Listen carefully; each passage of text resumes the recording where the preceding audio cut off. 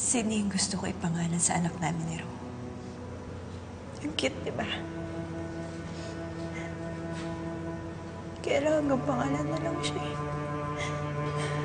Sa tahanan.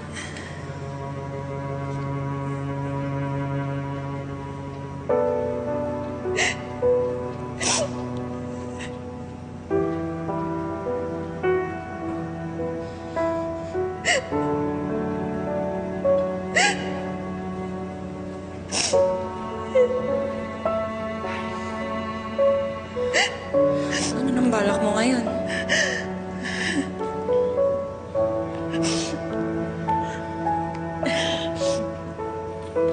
Pwede ba akong makitira muna sa'yo? At doon muna ako magpapahinga. Nanlalat at dinudugo pa rin kasi ako eh. Gusto ko pagbalik ko sa bahay ni Ro.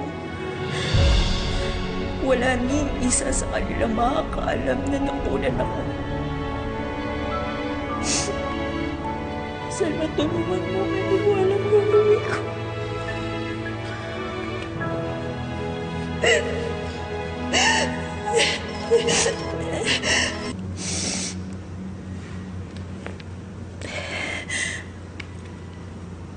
Anak, napatawag daddy mo at concerned siya sa'yo.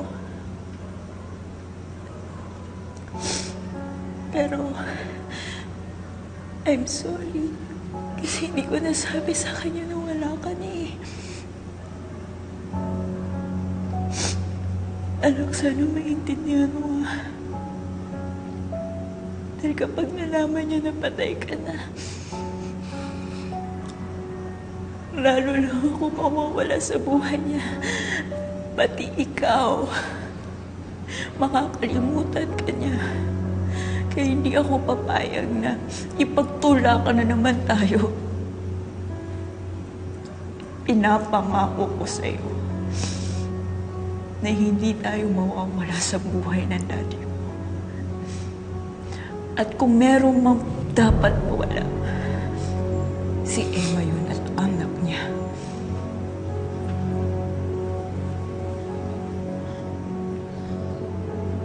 Tama na, Georgia.